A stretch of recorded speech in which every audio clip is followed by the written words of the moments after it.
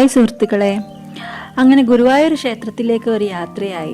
ഒരു വഴിപാടുണ്ടായിരുന്നു. ബാംഗ്ലൂരിൽ നിന്ന് അമ്മയും ചേട്ടനും ഫാമിലി എല്ലാവരും ഗുരുവായൂർ ക്ഷേത്രത്തിൽ എത്തിയിട്ടുണ്ട്. കൊച്ചുവേളി നിന്ന് ആലപ്പുഴ റൂട്ട് ആയതുകൊണ്ട് കായലുകളുടെ കാഴ്ചകൾ കാണാൻ നല്ല ഭംഗിയായിരുന്നു. പിള്ളേരും ഭയങ്കര എക്സൈറ്റഡ് ആയിരുന്നു.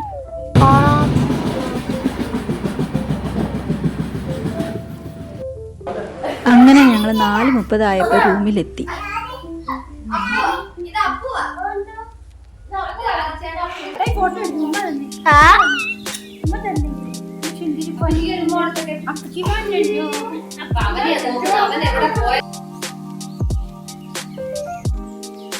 ഞങ്ങൾ അവിടെ എത്തിയപ്പം തന്നെ താമസിച്ചു പോയായിരുന്നു. അന്നേരത്തേക്കും എല്ലാവരും റെഡിയായി. പിന്നെ ഞങ്ങൾ ഡ്രസ്സപ്പ് ചെയ്തു. അന്നേരത്തേക്കും ഞങ്ങൾ കുട്ടിക്കുരുമിൻ്റെ ഒരു ഡാൻസും കൂടി കണ്ടേക്കാന്ന് വെച്ചു.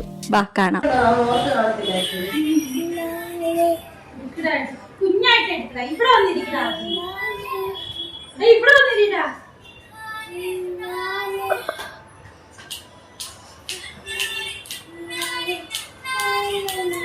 നീ കളിക്കണ്ടി അപ്പൊ അതിലെടുത്തോ.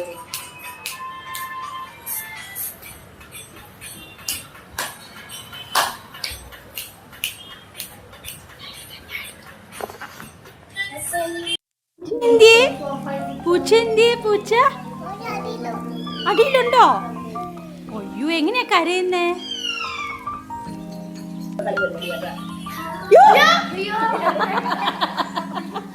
അയ്യോ,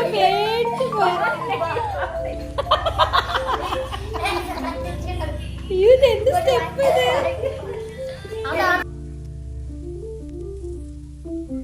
അവളുടെ ഓരോ പുതിയ സ്റ്റെപ്സ് ആണ്.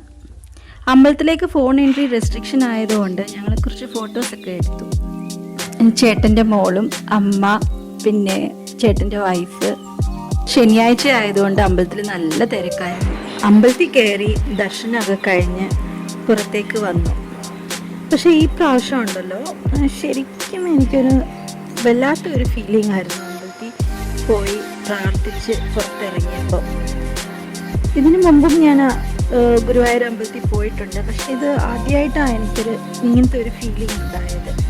ശരിക്കും നമ്മുടെ ഒരു സ്വന്തം അമ്പലം പോലെയൊക്കെ എനിക്ക് തോന്നി. അമ്പലത്തിൻ്റെ ഉള്ളിൽ വിളക്കുതിരി കൊളുത്താൻ സാധിച്ചു.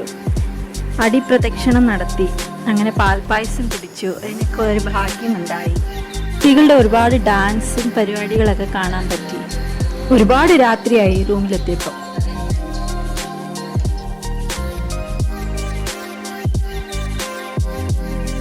പിറ്റേന്ന് ഞങ്ങൾ ചെക്കൗട്ട് ചെയ്തു. അമ്മയും ചേട്ടൻ്റെ ഫാമിലി അവർ ബാംഗ്ലൂർക്ക് തിരിച്ചു. ഞങ്ങൾ തിരുവനന്തപുരത്തേക്കും. ഹസ്ബൻഡിന് ഇത്തവണ ഞങ്ങളുടെ ഒപ്പം വരാൻ പറ്റിയില്ലായിരുന്നു. തിരിച്ചു പോന്നപ്പം സങ്കടമൊന്നുമില്ല. എന്നാൽ